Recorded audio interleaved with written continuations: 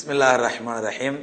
அருமை சகோதரர்களே, இன்றைய நம்முடைய தினம் ஒரு நபிமொழி நிகழ்ச்சியில நாம ஒரு அழகான ஹதீஸ், பெருமானார் ஸல்லல்லாஹு அலைஹி வஸல்லத்துடைய ஒரு ஹதீஸை பார்க்க இருக்கிறோம்.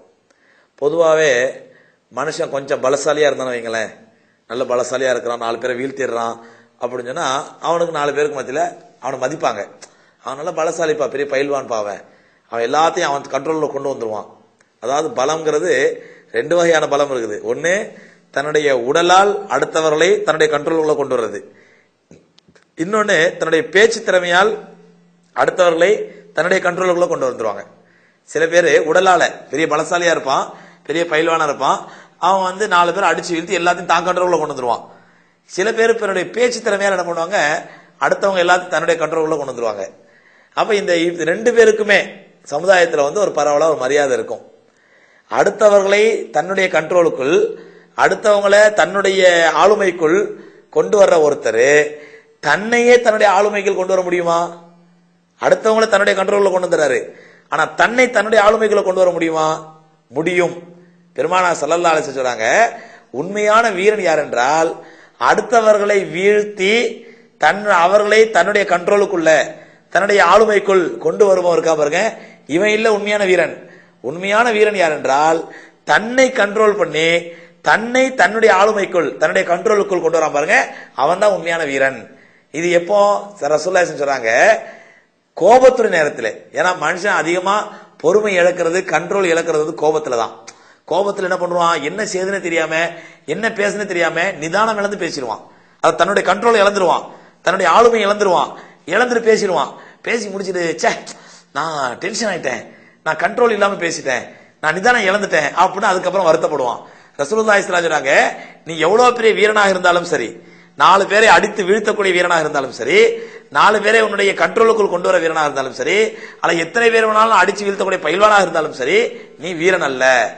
லைஸ ஷதீது பிஸ்ஸுராத்தி, வீரன் என்பவன் வேகத்தை காட்டுபவன், அடுத்தவர்களை வீழ்த்துபவன் வீரன் அல்ல. இன்னம ஷதீது, உண்மையான வீரன் யார் என்றால் மை யம்லிகு நஃப்ஸஹு இன்தல் கதப், கோபம் வரக்கூடிய நேரத்திலே தன்னைத்தானே கட்டுப்படுத்திக் கொள்பவன், தன்னைத்தானே கண்ட்ரோல் பண்றவன், தன்னைத்தானே ஆளுமைக்குள் கொண்டு வருபவன், இவன் தான் உண்மையான வீரன் நபி ஸல்லல்லாஹு அலைஹி வஸல்லம் சொல்றாங்க. அப்ப அந்த அடிப்படையில வீரன் என்பவன் தன்னை முதல்ல கண்ட்ரோல் பண்ண தெரிஞ்சிருக்கணும். நீ நம்ம பல பேர் பாக்குறோம், நம்மளை கண்ட்ரோல் பண்றதுல அடுத்தவங்களை கண்ட்ரோல் பண்ணுவோம், நம்மள கட்டுப்பாடுகளை கொண்டு வரதுல அடுத்தவங்களை கட்டுப்பாடுகளை கொண்டு வருவோம். சரி நான் தெரியாம பேசிட்டேன், தெரியாம செஞ்சுட்டேன், நான் என்ன நிதானம் இழந்துட்டேன் அப்படின்னு அப்புறம் பின்னாடி வருத்தப்படுவோம். அப்ப இவன் உண்மையான வீரன் அல்ல. உண்மையான வீரன் யாருன்னா தன்னை கண்ட்ரோல் பண்ணணும். சரி, ஒரு மனிதன் அதிகமா நிதானம் இழக்கிற நேரம் எது அப்படின்னு சொன்னா கோபத்து நேரம் தான். அதிகமா நிதானம் இழக்கிறது கோபத்து நேரம் தான். அதுதான் ரசூலுல்லாஹி ஸல்லல்லாஹு அலைஹி வஸல்லம் சொல்றாங்க, கோபத்துடைய நேரத்தில் நிதானத்தை இழக்கக்கூடாது, கோபம் வரக்கூடிய நேரத்தில் நிதானம் இழக்கக்கூடாது. அதுக்கு நீங்க என்ன பண்ணணும், ரசூலுல்லாஹி சொல்றாங்க, உட்கார்ந்து இருக்கும் பொழுது நீங்க கோபப்பட்டீங்க அப்படின்னா, நின்றுகிட்டு இருக்கும்போது கோபப்பட்டீங்கன்னா டக்குனு உட்கார்ந்துருங்க. நின்று பேசிட்டு இருக்கிறோம், கோபம் தலைக்கிறது, அப்போ நாம் நிதானம் இழக்காமல் இருந்து என்ன பண்ணணும், டக்குனு உட்கார்ந்துடணும். உட்கார்ந்துட்டு இருக்கிறவங்க கோபம் வந்துச்சுன்னா டக்குனு படுத்துருங்க. நபி ஸல்லல்லாஹு அலைஹி சொல்றாங்க, உட்கார்ந்து இருக்கிறவங்க கோபம் வந்துச்சுன்னா படுத்துருங்க. ஆனா இன்னைக்கு நாம என்ன பண்ணுவோம், நேர் தலைகளை செய்வோம். படுத்து கிடக்குறாரு, அப்ப ஏதோ பேசினா கோபம் வந்துருச்சு, என்னடா சொன்னேன் அப்படின்னு உட்காருவாரு. உட்கார்ந்துட்டு இருக்கிறாரு, உட்கார்ந்துட்டு கோபம் வந்துச்சு, எழுச்சி நிப்பாரு. ரசூலுல்லாஹ் நேர் தலையில் மாற்றம் சொல்றாங்க, தலைகள் நிவாரணம் சொல்றாங்க. நின்று கொண்டிருக்கும் கோபம் வந்தால் உட்காருங்கள், உட்கார்ந்து கொண்டிருக்கும் பொழுது கோபம் வந்தால் படுத்து விடுங்கள். அதற்கு பிறகு கோபத்தை தணிப்பதற்கு அவுது பில்லாஹி மினஷ் ஷைத்தானிர் ரஜீம் ஓதுங்க, உடனே போய் ஒது செஞ்சிருங்க. ஏனென்றால் கோபம் என்பது ஹீட் ஆகும் பொழுது, மனிதனுடைய உடல் சூடு ஏறும் பொழுது, மூளை சூடு ஏற்படும் பொழுது அவன் கோபம் வருகிறது.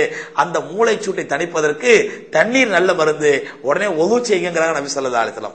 ஆகவே சகோதரர்களே, உண்மையான வீரன் யார் என்றால் ரசூலுல்லாஹி ஸல்லல்லாஹு அலைஹி வஸல்லம் சொல்லிக் கொடுத்த முறைப்படி கோபம் வரக்கூடிய நேரத்தில் தன்னை கண்ட்ரோல் பண்ணி தன்னுடைய ஆளுமையை கட்டுப்பாட்டுக்குள்ள கொண்டு வந்து தன்னை தனக்குள் கட்டுப்படுத்தி வச்சிருக்கான் பாருங்க, அவன் தான் உண்மையான வீரன்.